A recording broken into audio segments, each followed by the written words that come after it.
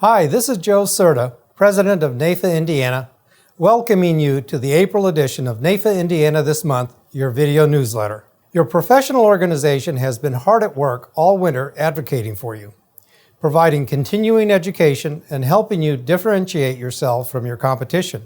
Along the way, we have achieved national recognition in several areas, most particularly in the areas of member communications and political advocacy. And speaking of advocacy, we had another great virtual Day on the Hill session in March, this time with Representative Martin Carbaugh, Chair of the Indiana House of Representatives Insurance and Financial Institutions Committee. Representative Carbaugh is a great friend of NAIFA and has been key to our ongoing efforts to reform Indiana long-term care insurance laws. The full session is available on our Facebook page, but here's a sample of what we heard from Representative Carbaugh. The House got started a little slower than the Senate.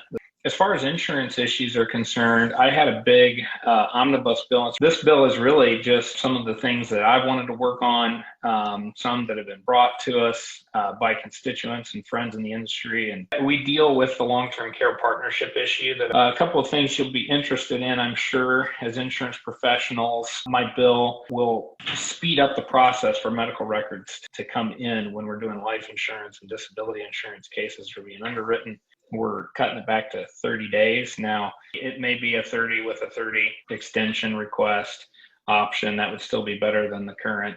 And then there's also a fine of $5,000 if they don't comply. So hopefully we'll give them a little stick to avoid there. Lastly, the one that we want to maybe spend some time on is the long-term care partnership program. So as many of you know, the Indiana Long-Term Care Partnership Program was originally designed to incentivize Hoosiers to self-insure at least a majority or a big portion of their risk for long-term care expenses. And because of the parameters of that partnership program, those policies are very unaffordable, even in their most basic designs. And the country has really moved on to what's called the Deficit Reduction Act partnership plan. And that was passed several years ago. A lot of states have taken hold of it. The 4 original partnership states, which we're a part of, none of us have moved to the Deficit Reduction Act. One of the things about the Deficit Reduction Act plan is that it does not provide an option for total asset protection. The concern with switching from the 4 states is if we switch, well, can we grandfather in our old contracts? Well, we can by state law. We definitely can grandfather those contracts and say, if you had total asset protection, you're going to have total asset protection. As far as the rest of the session, it's looked different for us in the House because we're not in our chamber. We're at the Indiana Government Center South, whereas I call it the Fake House. So we have the State House and the Fake House, and we meet there. And it's a big conference room. It's like going and getting CE credits at a big conference room. It's kind of boring looking. It's not grandeur like our State House chamber. But you know, the business that we're doing, it feels very similar to any other session. My preference would be to move to DRA and leave behind the partnership, but that's only if we get the match. If we, in the end, if we apply, so it's written as it's written, we want both. If they say we can't have both, okay, then can we have DRA but grandfather and ensure that we're getting our match down the road when those people start needing Medicaid benefits when their plans run out? If the answer is yes, then I want to move to DRA and grandfather the old plan. That's not going to be a forever unanswered question. At some point, the feds are going to answer the question, whether it's through us sending an email or a formal request to amend our partnership plan. It may take a formal request to amend the partnership plan. What a great session. If you weren't able to join us in person, virtually of course, make sure to go to our Facebook page to see the full Day on the Hill with Representative Carbaugh. And don't miss our next virtual Day on the Hill with Representative Jackie Walorski of Indiana's 2nd Congressional District, April 14th at 10:30 a.m. To give you an idea of what you're in for, here's a clip from when Congresswoman Walorski spoke at the last in-person NAIFA Congressional Conference in 2019. You guys are the best in all of the NAIFA world, so thank you for being here. Thank you for what you do. I have chapters in my district that are the best of the best of the best.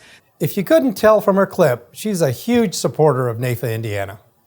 You know, although NAIFA is considered the biggest and most effective lobbying group in the financial services industry, our membership offers us a lot of other significant benefits.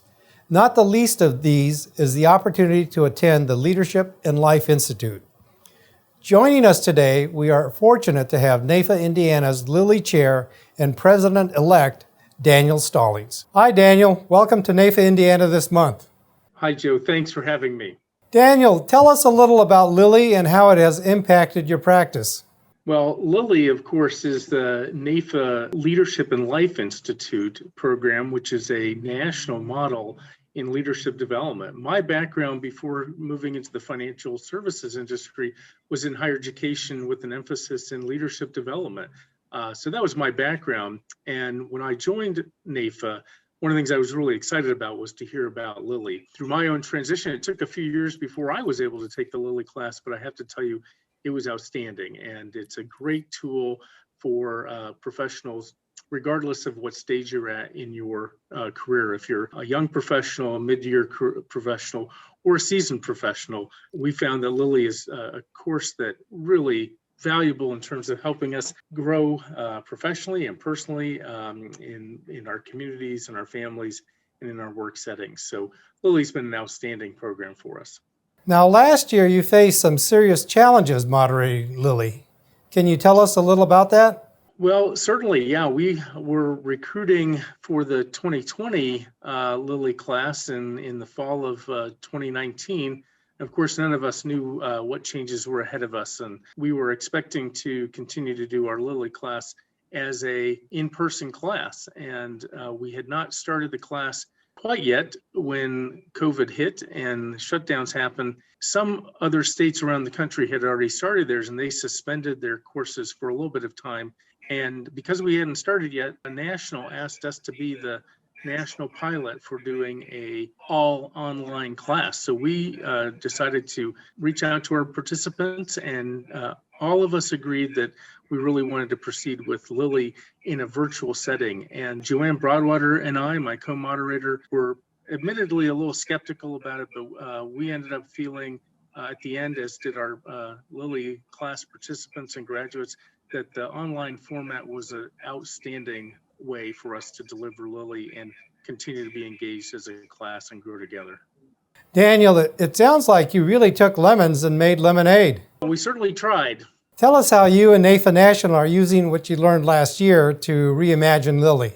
I think everybody learned a lot last year, and our Lilly course taught us that one, that Lilly in a virtual format was viable and effective. And so National has given states the option of continuing in-person or virtual options. And I know that from California through the Midwest all the way across, there are some states that are launching in-person classes this spring.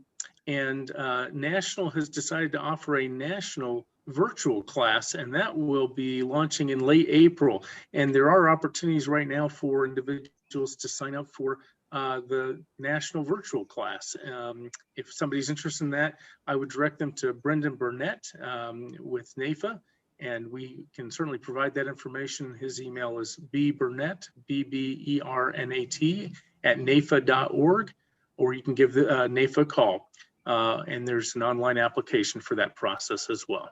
Wow, that sounds like a great program. I know I graduated from Lilly, as did most of the leaders at the state level. It benefited me personally and professionally. Industry has been trying to buy Lilly from NAIFA for years, but NAIFA has said they will preserve the program for NAIFA members only. I hope our members will avail themselves of the opportunity. I do too. It's an outstanding program. Thank you, Joe. Another of the benefits of membership is the power of the NAIFA brand. Joining me now is Chris Barnhouse of the NAIFA-Indiana communications team to discuss a new initiative we are taking to enhance the value of NAIFA-Indiana's brand through media appearances. And we are going to have a discussion with Chris while being socially distanced. So, Chris?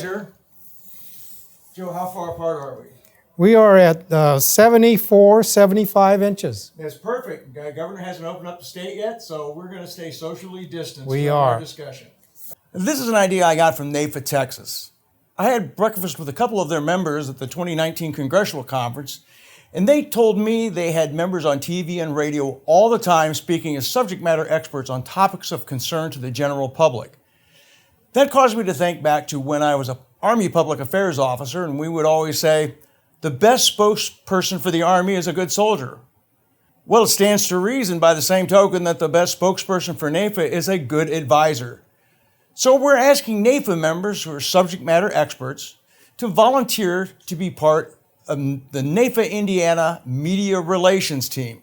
Those who volunteer will need to agree to attend some media training, most of it virtual, to know how best to present themselves on various forms of media. What kind of training are we talking about, Chris? Really pretty basic stuff. I'm certainly not qualified to run a journalism school. We'll show them how to sit when on a TV show, how to answer questions on TV and radio, and how to prepare. Also little things like tilting their glasses upward to cut the glare from the lenses when on a Zoom call or on a TV studio. It really shouldn't take more than a couple of hours. What qualifies you to give this training? Insurance and investing is my second career, Joe. During my 25-year military career, I spent 6 years working in public affairs, including 3 years as the Army's chief spokesperson in the Midwest. In that capacity, I got a lot of experience in radio, television, and print journalism. In addition to my training in public relations at the Defense Information School, I learned a few tricks along the way that I think I can pass along. So what happens after the training? Following training and vetting, we really want to make sure our volunteers know their stuff. We'll notify media outlets statewide that our members are available if they need a local subject matter expert to explain or comment on a topic of interest to the public. What kinds of topics? It could be anything, Joe. We particularly expect a lot of calls about health insurance and Medicare supplements during open enrollment. During inevitable market shakeups, we'll likely get questions for investment advisors. After a natural disaster, I expect the media will want information about insurance claims. If the General Assembly passes deficit reduction partnership into law, we can expect a lot of questions about that when the program is implemented next year. How will that work, Chris? Well, Joe, we'll maintain a list of subject matter experts who have been trained. When NAIFA-Indiana receives a media inquiry, we'll try to connect the media outlet with a volunteer from that area if possible. The volunteer will then coordinate with the media outlet on how and where to conduct the interview. It will often be by telephone, but may be by Zoom or even in a studio or on location. Time, location, and method will be up to the media outlet and the volunteer. Now, this is important.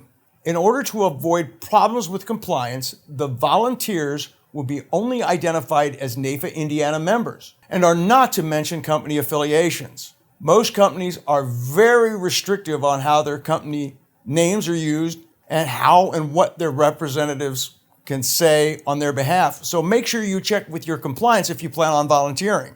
Most will not restrict advisors' commentary as long as the company is not mentioned. For example, if I were to mention my primary company during this conversation, I'd have to have every word approved by my compliance in advance, a process that can take weeks or months. As long as I keep the company's name out of it, I can say whatever I think is appropriate. It's the same way for the Army. Soldiers out of uniform have all their First Amendment rights, but we warn them once they put on the uniform, they are Army spokespersons and restricted on what they are allowed to say. It should benefit all our NAIFA members by establishing those affiliated with NAIFA as being subject matter experts. NAIFA National has been working on this for the last couple of years with their Advisors You Can Trust and Main Street Advisors campaigns. It will also help our volunteers with name recognition. Appearing on radio and television and being quoted in print media as subject matter experts will certainly enhance their personal brand. Sounds like a win-win to me. What does NAIFA National think about this? They have their own media ambassadors program our members can volunteer for. Suzanne Carawan, our vice president for marketing, was originally a little hesitant to have us do this at the local level, but she now agrees that when a media outlet in Fort Wayne or Evansville wants to talk to a subject matter expert from our industry, they want to talk to someone from their area, not someone from New York or Washington, D.C. That said, I'd encourage anyone who participates in our media relations team to volunteer for the NAIFA National Media Ambassadors Program. Just log on to NAIFA.org, click the Volunteer tab, and select Media Ambassador. That will take you to the volunteer form. I've already volunteered, and I hope many of our NAIFA-Indiana members will as well. This sounds very ambitious. So when do you plan on launching this program, Chris? We're going to start gathering contact information from volunteers right away. We want to conduct training over the summer and go operational in the August-September timeframe. We think there's a lot of media interest during an open enrollment, and we want to tap into that. I think this is a program that will benefit NAIFA, our members, and the public alike. I will certainly encourage our members to participate. Thank you, Joe. Up next is our monthly Where's the Trustee contest. Look at this picture and see if you can guess where the trustee is. Email your guess to the address on your screen. Correct answers will be entered to win a gift card.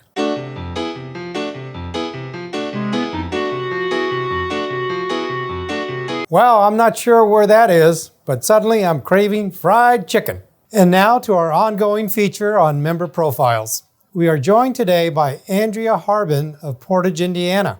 Hi, thank you for having me. I'm honored and excited to be here. Andrea, tell us a little about yourself and your practice. I'm a lifelong resident of Northwest Indiana. I've been married to my husband, Mark, for 24 years. We have two amazing kids. Bo is our son, and he is 14, and our very special daughter, Kella, is 13 years old.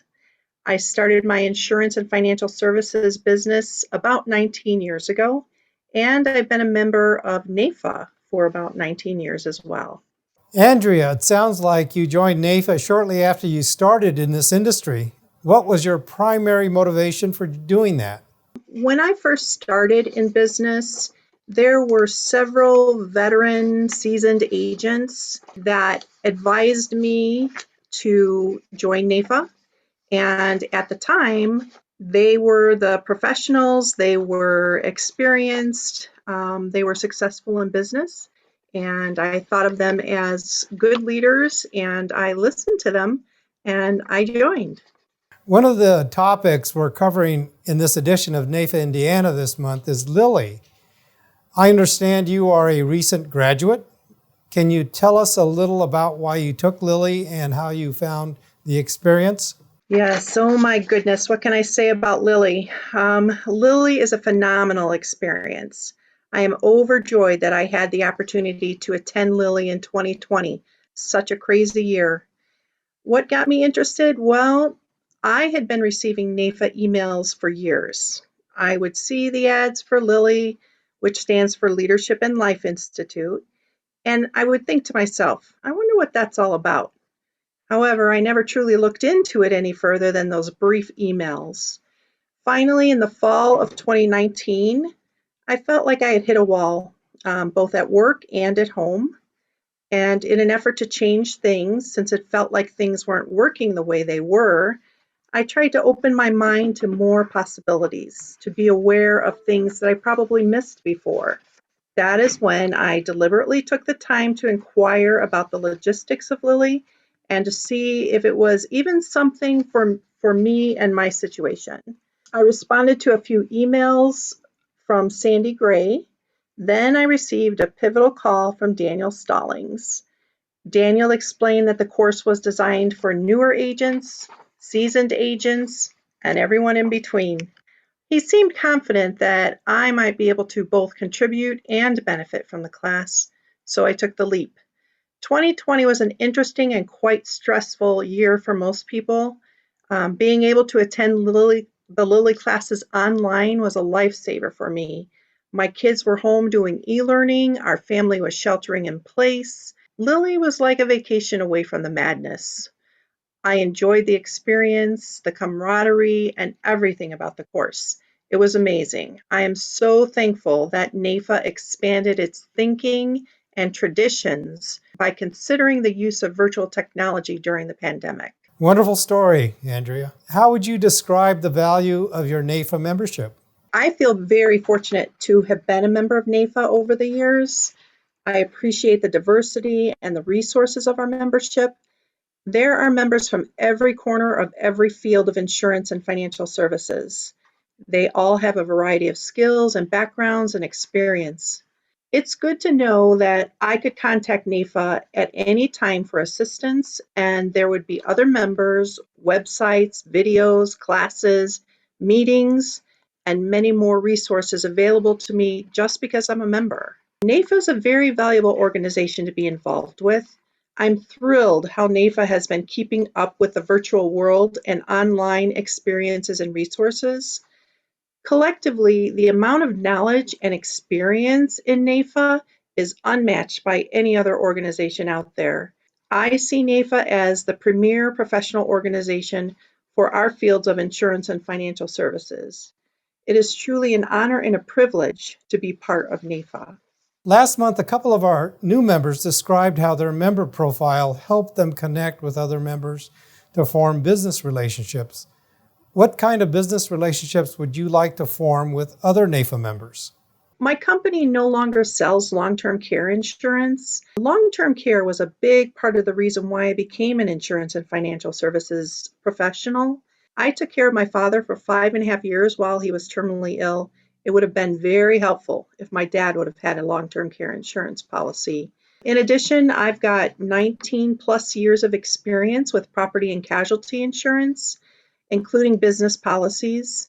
If there was another NAIFA member that would like information or advice concerning property and casualty, I am available. Also, if someone is looking to refer their clients to a fellow property and casualty licensed NAIFA member, I would be happy to work with them. Speaking of benefiting our members, I understand you have a sales tip for us today? You know how April showers bring May flowers? Well, while you're out in those April showers, you might want to carry an umbrella. By the same token, when those showers happen to fall into your financial life, you may want to carry an umbrella too. Let me tell you a little bit about umbrella policies. Personal liability umbrella policies and commercial liability umbrella policies are all designed to cover multiple policies with increased liability limits.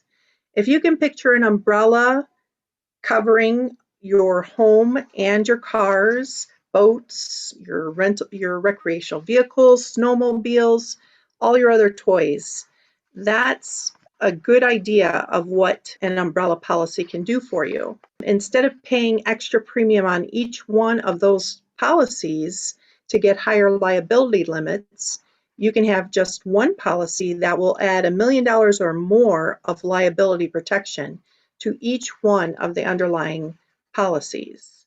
So it can be a better financial choice for you to go with that route. Similarly, when it comes to commercial policies, you can do the same thing. The commercial liability umbrella policy will increase the liability limits of each of your business policies.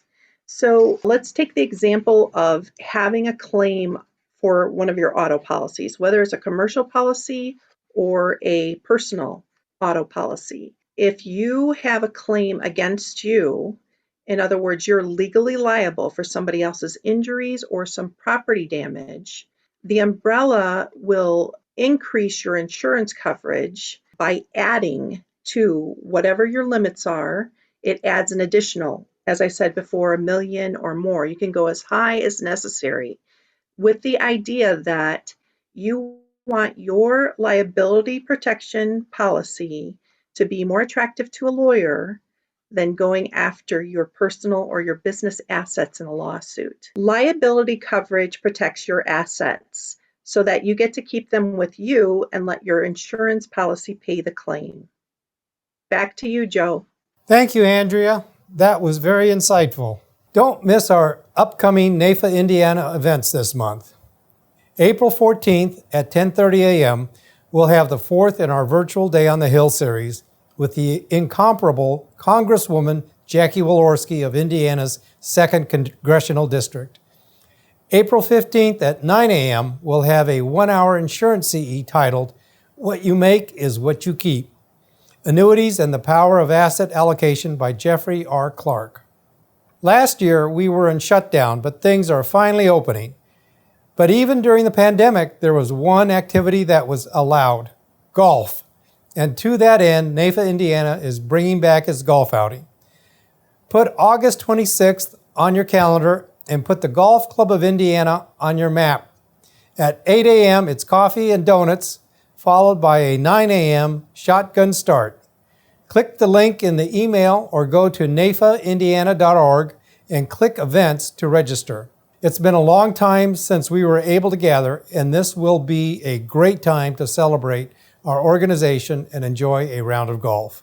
Click the links in this email to register or go to NAIFA-Indiana.org and click on Events to register. This concludes the April edition of NAIFA Indiana this month. Thank you for your attention. Until we can gather again, stay safe, wear a mask, and get your vaccination.